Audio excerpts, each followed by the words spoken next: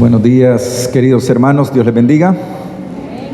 Quisiera agradecerle al Señor el privilegio que me da de presentar su palabra nuevamente a la iglesia, hermanos. Gracias al Señor por eso. Un abrazo para todos ustedes que están sentaditos ahí en sus asientos, y a nuestros amigos que nos visitan por primera vez. Queremos decirles que estamos contentos, estamos felices de tenerles en la casa del Señor esta mañana. Y a los que nos miran por las redes sociales y las páginas oficiales de la iglesia, un saludo también allá donde quiera que estén. Creo que algunos están fuera de las fronteras de nuestro país si nos están viendo. Así que un saludo para todos ustedes, donde estén. Dios me les bendiga. Vamos a inclinar nuestro rostro, vamos a orar para iniciar el estudio de la palabra de Dios esta mañana.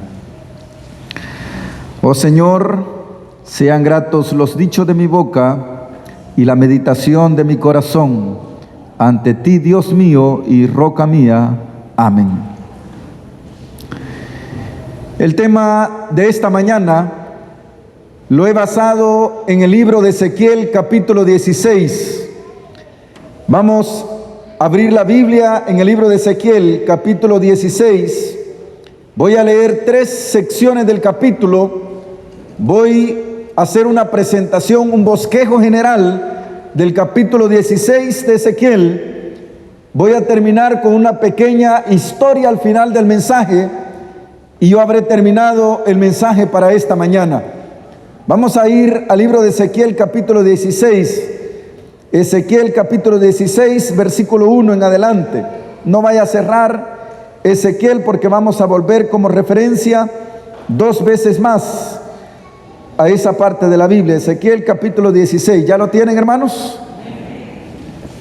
Vino a mí palabra de Jehová diciendo: Hijo de hombre, da a conocer a Jerusalén sus abominaciones, y dile: así ha dicho Jehová el Señor sobre Jerusalén: tu origen, tu nacimiento es de la tierra de Canaán, tu padre fue un amorreo y tu madre una hetea. Y en cuanto a tu nacimiento, el día que naciste, no fue cortado tu cordón umbilical, ni fuiste lavada con aguas para limpiarte, ni frotada con sal, ni fuiste envuelta en pañales. No hubo ojo que se compadeciera de ti para hacer algo de eso, sintiendo lástima por ti, sino que fuiste arrojada sobre la faz del campo, con menosprecio de tu vida en el día que naciste. Yo pasé junto a ti y te vi sucia en tus sangres, y cuando estabas en tus sangres te dije: vive. Sí, te dije, cuando estabas en tus sangres, vive. Te hice crecer como la hierba del campo, creciste, te hiciste grande y llegaste a ser muy hermosa. Tus pechos se habían formado y tu pelo había crecido, pero estabas desnuda por completo. Pasé otra vez junto a ti y te miré, y aquí que tu tiempo era tiempo de amores. Entonces extendí mi manto sobre ti y cubrí tu desnudez. Te hice un juramento y entré en pacto contigo, dice Jehová el Señor, y fuiste mía. Te lavé con agua, lavé tus sangres de encima de ti y te ungí con aceite. Luego te puse un vestido bordado, te calcé de tejón, te ceñí de lino y te cubrí de seda. Te atavié con adornos, pues brazaletes en tus brazos y un collar en tu cuello. Puse joyas en tu nariz, zarcillos en tus orejas y una hermosa corona en tu cabeza. Así fuiste adornada de oro y de plata, y tu vestido bordado era de lino fino y de seda. Comiste flor de harina de trigo, miel y aceite. Fuiste embellecida en extremo y prosperaste hasta llegar a reinar. Tu fama se difundió entre las naciones a causa de tu belleza, que era perfecta por el esplendor que yo puse sobre ti, dice el Señor. Amén. Quisiera detenerme un instante en esa parte de la Biblia, mis hermanos, para decirles en primer lugar que el capítulo 16 de Ezequiel es el capítulo más largo de todo el libro de Ezequiel. A la misma vez, hay rabinos judíos que han llegado a la conclusión de que este capítulo es tan crudo y presenta la realidad tan cruda del pueblo de Israel, que algunos rabinos judíos han llegado a considerar que no es apropiado tener una lectura pública acerca de este capítulo 16 del libro de Ezequiel. Vale la pena mencionar también que la sección en la que acabamos de ingresar en este instante, en la que estamos en este momento, del 1 al 14, es una imagen que se complementa con el capítulo 23 y versículo 1 de Ezequiel. Forma lo más terrible de las declaraciones proféticas de Ezequiel, debido a que nos muestra lo crudo de la realidad del pueblo de Israel. Nos estremece leer esta parte del libro de Ezequiel, porque a la misma vez que nos estremece leer esta parte del libro de Ezequiel, nos presenta no solamente los orígenes de Jerusalén, que se utiliza como una representación simbólica de la nación judía, sino que también nos presenta la apostasía del pueblo de Israel, y a la misma vez nos perdona la forma como Dios quiere redimir a su pueblo del pasado y la forma como Dios quiere redimir a su pueblo del presente también, mis amados hermanos. Vale la pena mencionar que en el capítulo 16 de Ezequiel, el Señor pasa por alto a Abraham, pasa por alto a Isaac, pasa por alto a Jacob y se concentra en lo más bajo de la historia de Jerusalén. Dios usa una imagen de una niña para hablar acerca de la vida de Jerusalén. Es Dios quien está hablando en esta ocasión en el capítulo 16 del libro de Ezequiel. No es Ezequiel que habla en el capítulo 16 para transmitir un mensaje. Es Dios mismo que está hablando en este capítulo 16. La historia del pueblo de Israel del pasado, mis queridos hermanos, no está lejos de la historia del Israel espiritual moderno. Esta vez Dios es el narrador. Él desea que sepamos en qué consiste ser un padre. Así que nos cuenta la historia de una niña nacida en Canaán. Y se introduce diciendo que su padre fue amorreo y su madre fue una etea, dice la palabra de Dios. En esta parte de la Biblia, mis queridos hermanos, vemos a Dios rastreando la descendencia de una nación.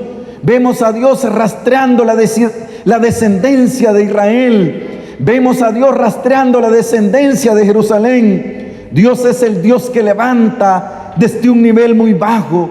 Si esta mañana has venido pensando que los fracasos de la vida te marginaron estando lejos de Dios, si esta mañana has venido pensando que solamente te quedan pedazos rotos en tu vida, si esta mañana viniste pensando de que te hundiste en apostasía y te apartaste de Dios, esta mañana mi Dios me ha enviado a decirte que Dios puede rescatarte del lugar más bajo donde te encuentras, porque el Dios que presenta la Biblia es aquel Dios que es capaz de rescatar en las profundidades más bajas a todo aquel que se arrepiente y quiere poner su vida en armonía con Dios. Qué lindo es saber, mis amados hermanos, que el capítulo 16 del libro de Ezequiel forma parte del compendio de los capítulos de Ezequiel, donde se presenta cómo Dios se rescata al ser humano en la forma más vil y baja que el ser humano ha caído. Se encuentra ahí sumergido en el pecado, se encuentra ahí sumergido en la desgracia.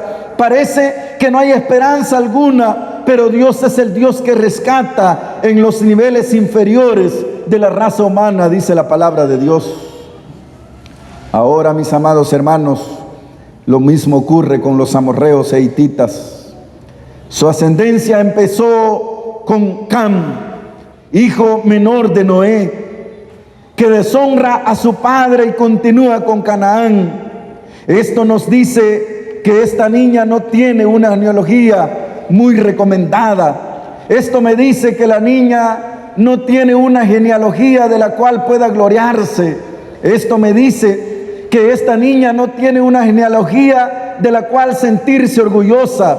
Esta niña viene de un padre amorreo y de una madre hitita, que eran personas que habían descendido hasta lo más profundo, se habían degradado tanto, y de ellos nacieron naciones terribles, dice la palabra de Dios. Después el profeta prosigue en la escritura que hace de la narración de Dios, diciendo que esta niña que se encuentra ensangrentada junto al camino es una niña no deseada. Esta niña que se encuentra allí ensangrentada junto al camino es una niña que sus padres nunca desearon. Y como sus padres nunca desearon a esta niña, fueron a tirarla a un lado del camino en el campo, dice la palabra de Dios. Y ahí está la niña envuelta en su propia sangre. Allí está la niña a punto de morir. Su cordón umbilical no ha sido cortado, dice la Biblia. Y como su cordón umbilical no ha sido cortado, no tiene acceso a una vida independiente, porque el hecho de cortarle el cordón umbilical a esta niña presenta que la niña tiene derecho, o que la niña pasa a una vida independiente, dice los médicos. A la misma vez que se presentan estos detalles, esta niña no había sido lavada con agua, ni había sido lavada con sal, dice la palabra de Dios. La sal en aquel entonces, en el tiempo judío, significaba que cuando los padres venían y lavaban con sal al recién nacido, la sal tenía un efecto que en aquel entonces se creía que fortalecía la piel del niño al nacer. Y por lo tanto la piel de esa niña no estaba fortalecida, porque no solamente había nacido, no solamente no había sido lavada con agua, sino que la Biblia me dice esta mañana que esta niña no había sido también lavada con sal, dice la palabra de Dios. La palabra de Dios presenta lo desfavorable que tenía esta niña. La palabra de Dios presenta que esta niña no tenía esperanzas de vida. La palabra de Dios presenta que esta niña no tenía esperanza alguna para sobrevivir. Desde el día de su nacimiento, sus padres no la quieren, no cuidan de ella, no se preocupan de si vive o muere. Está junto al camino. Esta niña es una niña no deseada, es una niña dejada a su propia suerte, pero ahora el Señor la encuentra al borde de la muerte. Ahora se hace cargo de ella. La niña crece, Dios la cuida, la protege y llega a ser el padre que ella nunca tuvo. Desafortunadamente, hermanos queridos, a pesar del amor y la atención sin precedentes, la niña se aleja de su rescatador, dice la Biblia. Tanta luz, tantas bendiciones, tanta misericordia, tantos testimonios, y nuestra vida sigue igual muchas veces, mis amados hermanos. Como despreciamos los dones de Dios, tomamos nuestros propios caminos, formulamos nuestros propios estilos de vida, nos alejamos del propósito que Dios tiene para cada uno de nosotros, perdemos la santidad que Dios nos da en un instante, en un abrir y cerrar de ojos, y seguimos nuestros propios impulsos. Procedemos como si no fuéramos el pueblo de Dios, y nos alejamos de Él en pos de nuestros propios dioses, en pos del materialismo, en pos del placer propio. Nos vamos en pos del orgullo y la vanagloria de la vida. Elegimos una vida separada de Dios, lamentablemente, mis amados hermanos. Al igual que esta niña ensangrentada, estamos a un lado del camino, esperando que algo grande ocurra. Y mientras estábamos tirados a un lado del camino, cuando estábamos casi por morir, cuando estábamos allí y nuestra vida no tenía sentido, el Señor vino y nos rescató, porque Dios nos ama con amor eterno, dice la palabra de Dios. Ahí está la niña. Ya no es una niña, ha crecido y se ha convertido en una señorita. Pero algo grande ocurre en la historia de ella. Vamos a la segunda sección que les dije de las 3, hermanos. Verso 47 al 57. 47 al 57. ¿Ya lo tienen, hermanos? Ezequiel 16, 47 al 57. Ni aún anduviste en sus caminos, ni hiciste según sus abominaciones. Antes, como si esto fuera poco y muy poco, te corrompiste más que ellas en todos tus caminos. Vivo yo, dice el Señor, que tu hermana Sodoma y sus hijas no han hecho como hiciste, y tus hijas como hiciste tú y tus hijas. Esta fue la maldad de Sodoma, tu hermana, soberbia, pan de sobra y abundancia de ocio tuvieron ellas y sus hijas, y no fortaleció la mano del afligido y del necesitado. Se llenaron de soberbia e hicieron abominación delante de mí, y cuando lo vi, las quité. Sin embargo, Samaria no cometió ni la mitad de tus pecados, porque tú multiplicaste tus abominaciones más que ellas, y has justificado a tus hermanas con todas las abominaciones que hiciste. Tú también, que juzgaste a tus hermanas, lleva tu vergüenza en los pecados que cometiste, más abominables que ellas. Más justas son que tú. Avergüénzate pues tú también, y carga con tu ignominia, por cuanto has justificado a tus hermanas. Yo pues haré volver a sus cautivos, los cautivos de Sodoma y sus hijas, y los cautivos de Samaria y de sus hijas, y haré volver los cautivos de tus cautiverios entre ellas, para que cargues con tu ignominia y te avergüence de todo lo que has hecho, siendo tu motivo de consuelo para ellas. Tus hermanas, Sodoma con sus hijas y Samaria con sus hijas, volverán a su primer estado. También tú y tus hijas volverás a vuestro primer estado. Tu hermana Sodoma no era digna de mención en tu boca en el tiempo de tus soberbias, antes que tu maldad fuera descubierta. Así también ahora llevas tú la afrenta de las hijas de Siria y de las hijas de los filisteos, las cuales por todos lados te esparcían, te desprecian, dice la Biblia. Queridos hermanos, en esta segunda sección aparecen algunas partes importantes. La primera parte importante es que esta muchacha no reconoce que Dios le ha dado los dones que posee. La segunda parte de esta sección es que ella actúa como si esos mismos dones fueran logros suyos, como si esos mismos dones fueran las obras de sus manos. Queridos hermanos, amigos míos, con frecuencia nos alejamos de Dios creyendo que lo que tenemos y que lo que somos fueron logros propios. Incluso hemos llegado a pensar de que nuestra salvación se basa en nuestros méritos, y que nuestros méritos nos hicieron o nos hacen lo que somos.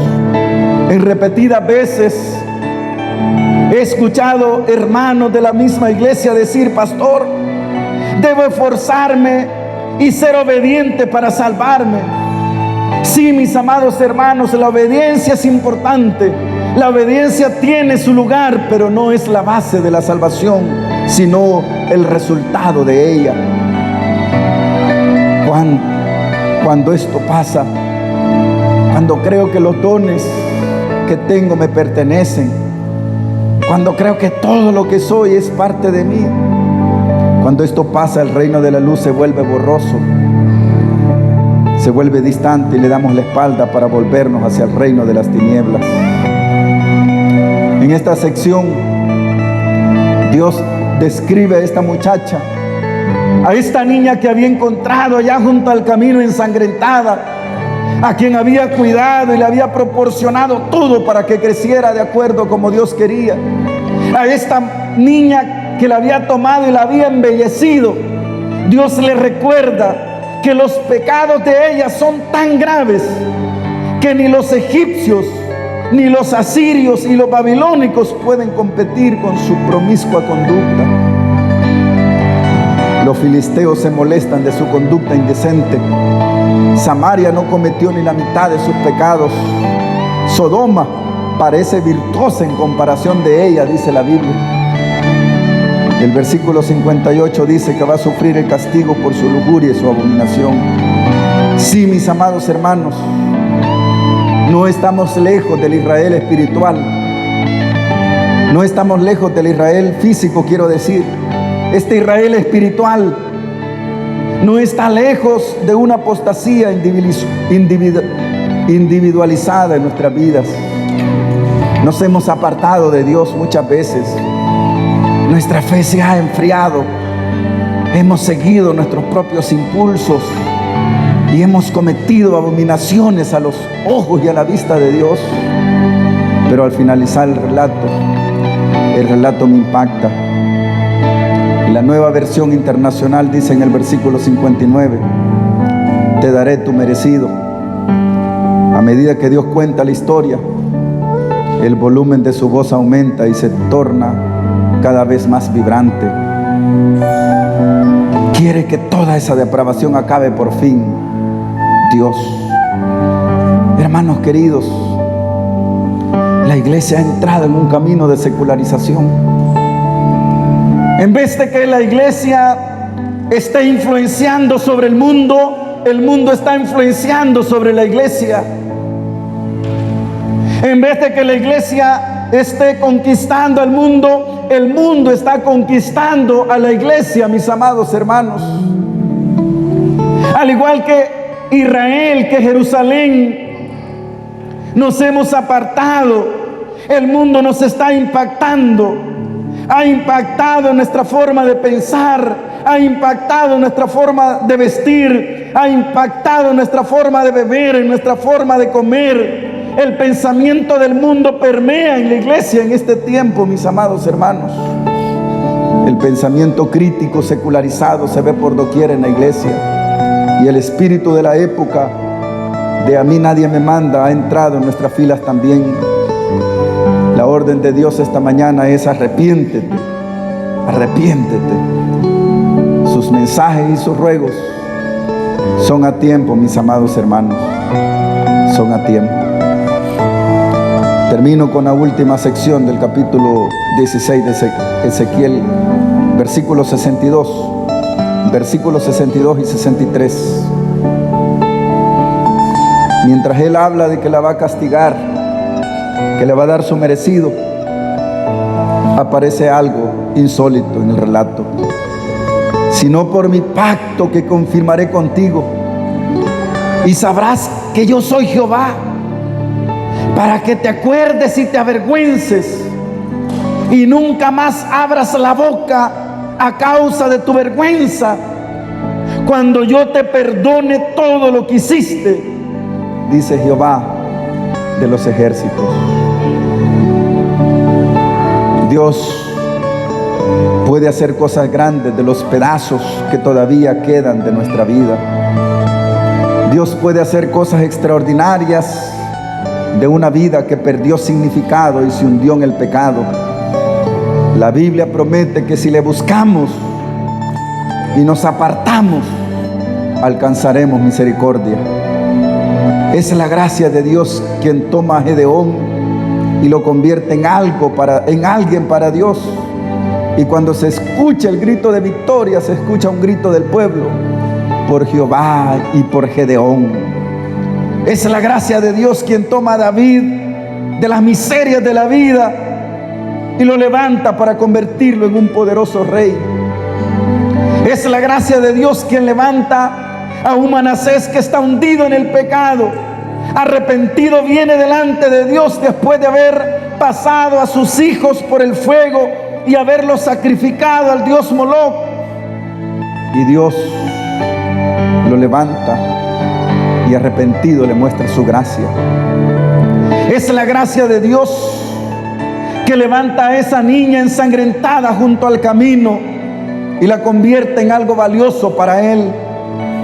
Es la gracia de Dios quien ha reunido a este pueblo, a esta iglesia, no porque los que las compongamos seamos los mejores o los más santos, sino porque Dios ha tenido misericordia de nosotros.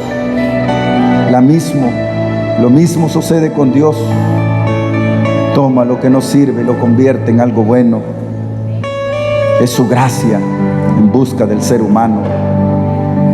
Cuando Dios habla que le va a dar su merecido, Dios inspira. Recuerda que esta niña de la que está hablando le pertenece. Le hizo un juramento, estableció un pacto con ella en los días de su juventud. Recuerda que es un Dios de gracia, que odia el pecado, pero ama al pecador. Sabe lo que debe hacer para hacerle recordar a esa muchacha su vida pasada. La solución que Dios tiene para ella la deja sin hablas. Dios la mira a los ojos, la abraza y luego se dirige a ella. Ella escucha y oye la voz de la gracia pronunciando las palabras que más necesita oír en su vida hundida y miserable. Voy a perdonar todo lo que has hecho. Voy a perdonar todo lo que has hecho. Voy a perdonarte. Es la palabra de Dios. Es la palabra de Dios. Queridos hermanos,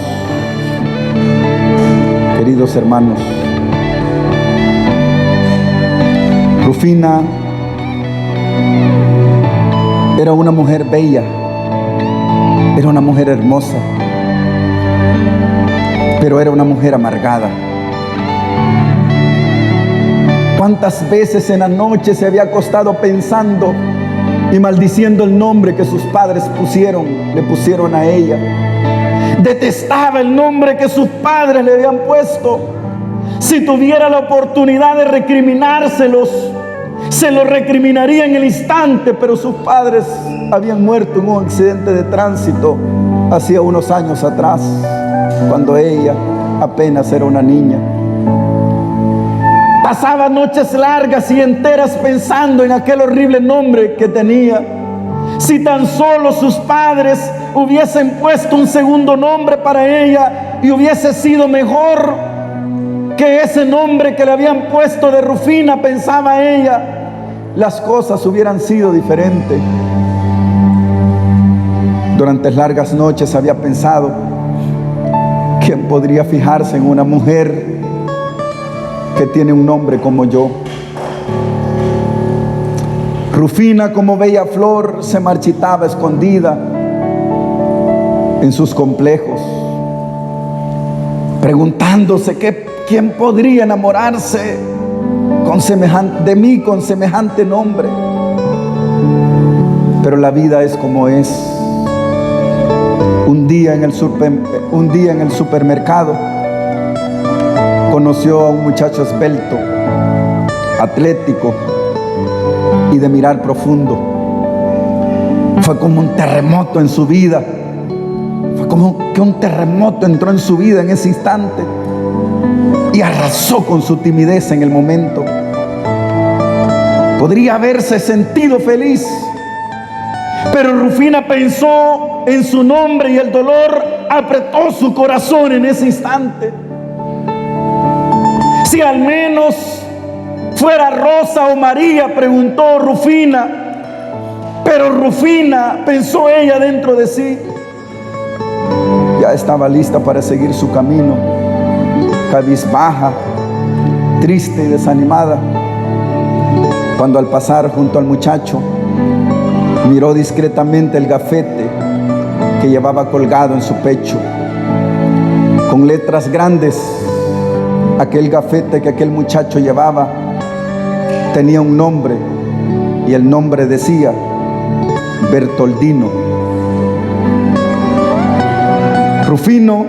Rufina se llevó la mano a la boca para no soltar una carcajada, pues al recordar su propio nombre sintió vergüenza por el muchacho y contuvo la ironía en ese instante.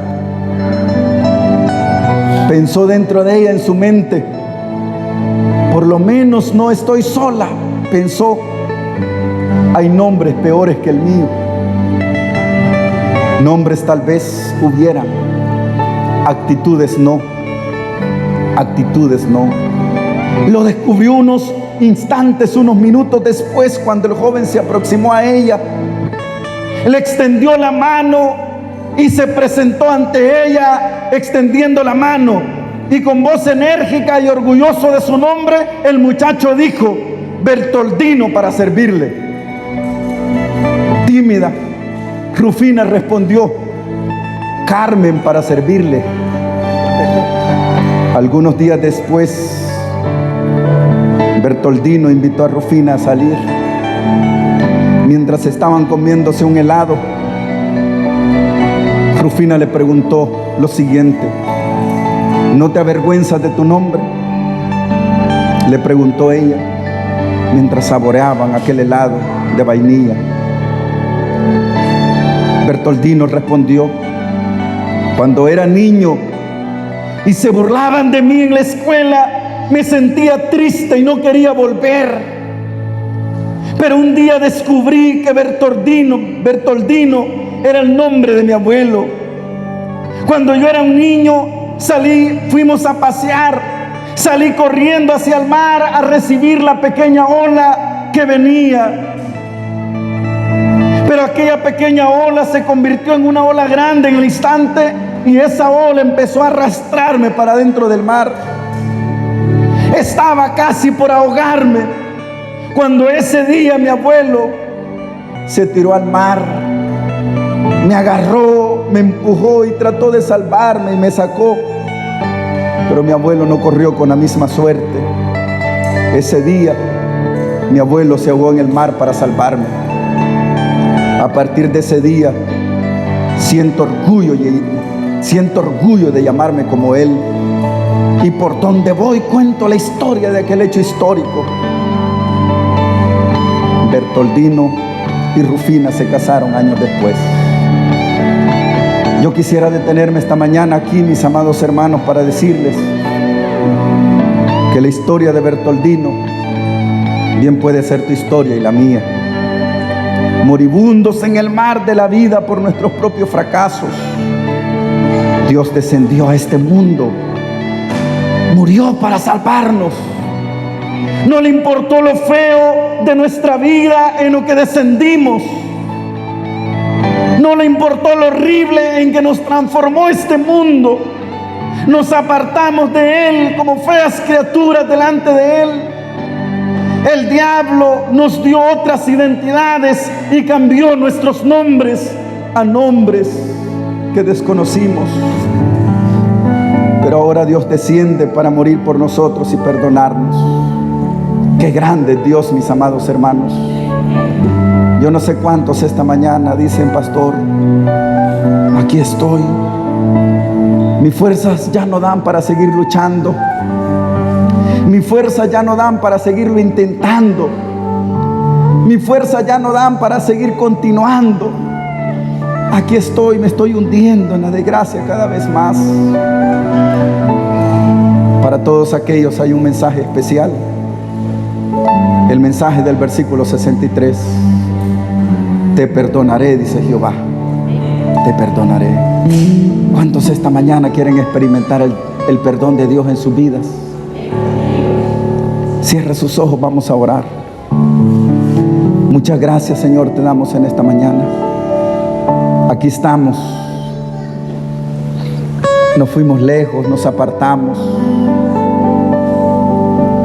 Nuestra vida se convirtió en una vida horrible por causa del pecado.